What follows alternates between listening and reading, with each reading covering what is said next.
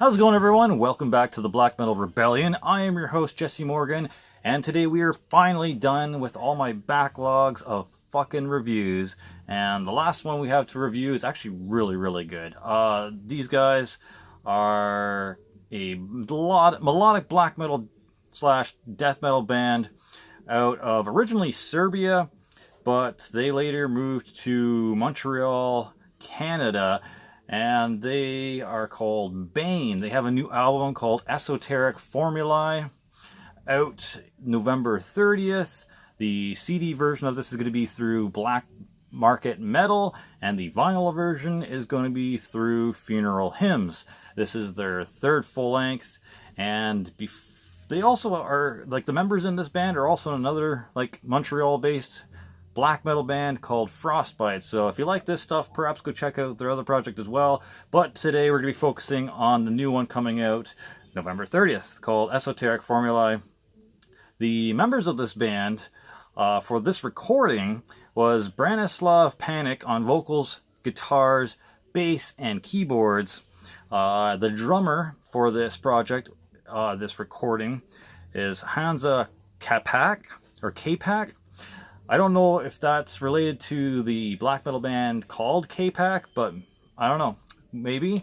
Maybe I'm thinking of a different black metal band altogether, but it's kind of ringing a bell for me. But anyways, now, besides the members that recorded this coming album, Bane also has members on guitar and vocals named Max Allard, and they also just recently acquired a bass player in 2018 called Stéphane Deschenez.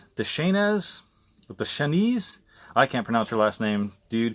Hopefully you're a dude. Maybe it's Stephanie Deschenez, but I think it's Stéphane Deschenez. But anyways, that's the new bass player. But neither Max nor Stéphane were on the Esoteric Formulae. So, but I feel like they should have been mentioned because they're listed on Metal Archives as being in the band, so there you go. Now, the vocals for Esoteric Formulae were as such. They were low to mid-level pitched, raspy growls. They were very sinister, they were very powerful, they were commanding, and they were performed really well. They're kind of mixed on the same level volume-wise as the guitar, maybe a little bit higher at times. It was quite a venomous, biting attack of vocal stylings, very aggressive and in your face, performed very consistently and no signs of struggling. For the guitars, they had some dissonant power chords in there, some dissonant guitar riffs, some tremolos, some very great full-bodied guitar tones. They were atmospheric at times, and quite grandiose feeling at times as well. The guitars had a very nice layering. You'd get a main guitar line and then some soloing under it, or you'd get like a dissonant riff with a main leading riff over top. They even had the odd kind of poppy, energetic, progressive metal riff in there. Really surprising to hear that, but really also like a breath of fresh air too, not just like tremolos and dissonant chords. There's also even some solos present here and there throughout some of the songs, which was interesting to discover, as well as some soulful melodic guitar work. So the guitars definitely had like one trick up the sleeve after another. I was pleasantly surprised about all the things to discover the guitar was doing in this album. That guy definitely knows his shit for sure. So kudos, Branislav, for your work on that. Now, kind of the opposite for the bass.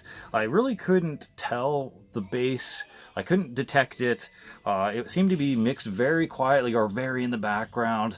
I thought I might have detected it here or there, but it could have just been a general low hum in the background overall. So I'm not sure what happened with that, but at the same time, this is black and death metal we're talking about, so it may have done on purpose and done that way for a reason. So I can't really speak too much as to what the bass was doing. I'm going to assume it was just there to add an overall bass sound or bassy undertones to the album, and I'm going to assume that it mostly just followed what the guitar did and probably filled in the gaps between the guitar and the drums, which is what a bass fucking does. So I'm just going to assume it did its job, even though I couldn't really hear it.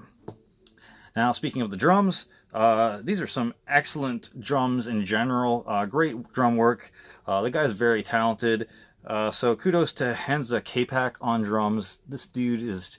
He was basically made to play these fucking things. He has some great double kicks in there. He has some great blast beats. The snare sound was really good, especially certain parts of the album where he just like patunk, like it really sunk his teeth into that snare and you felt it. Just add that extra percussive element to the album. It really made you feel it. It stood out and made a good crunch. There's some good cymbal work in there, some excellent ride elements and accents. There's some pretty cool tom build-ups to certain riffs. It's like dun dun dun dun dun dun dun. Like it just really felt like primal and deep, and like you're getting ready to fucking smash someone's head in. But yeah, really neat. There's even some like Euro blast in there. It's like taka taka taka taka dun taka taka taka taka. Like this guy added a lot of really good and talented elements to the album, so kudos to Hansa again on that. Now, some of my favorite tracks on this album were number 3. I don't know what it is. Number 3 on any album is normally probably one of the better tracks. It must just be a coincidence, but it happened to land on this one again, and that track is Beneath the Black Earth. Also, what a fucking cool song title, Beneath the Black Earth. It sounds like very Tolkien.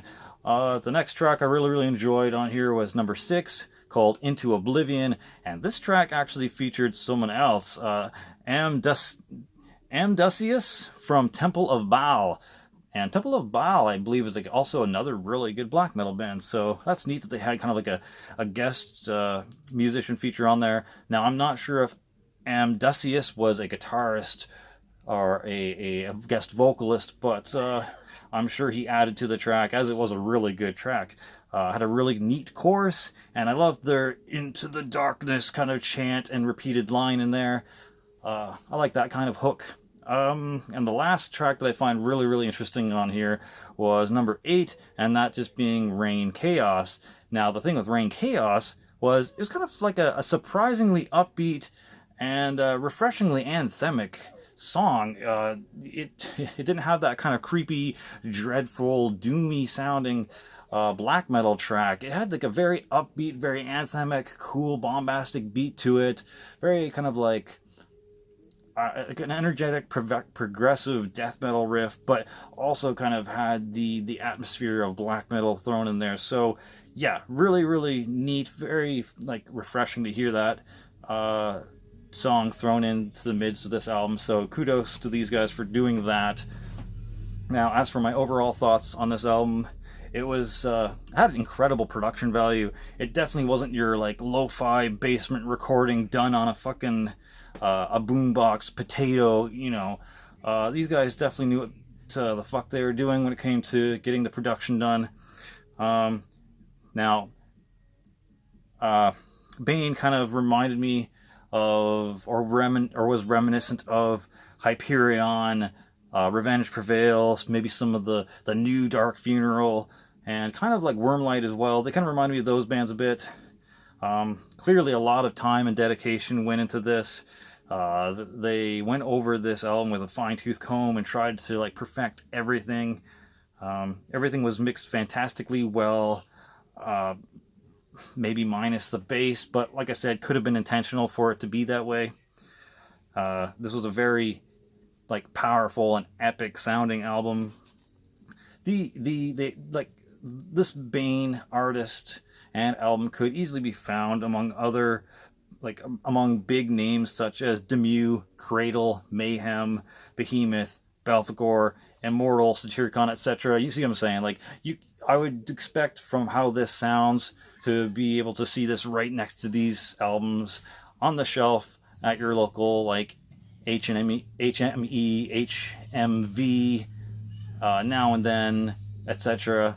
But yeah, the dude definitely sounds like he put his whole life savings into this album, because that's how well it was made and produced and everything.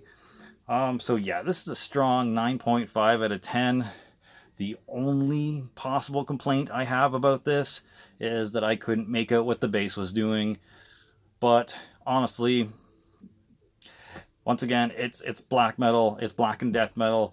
It doesn't really, take away too much from it. If I did hear the bass and could detect it a little bit more here and there and figure out what he was doing, that would have just been like, an 11 out of 10, a 10 out of 10, whatever. But yeah, this is a strong 9.5 out of 10 album. You definitely want to give it a shot. And once again, it kind of was reminiscent of Hyperion and Revenge Prevails, and even that like Wormlight and New Dark Funeral sound. So if you like that stuff, definitely check it out. If if you're a fan of Dissection and Rotting Christ, definitely check it out. Yeah, highly recommend this. I'm Jesse Morgan, and I would buy this album. For Glory, for the Rebellion, Slammerella out.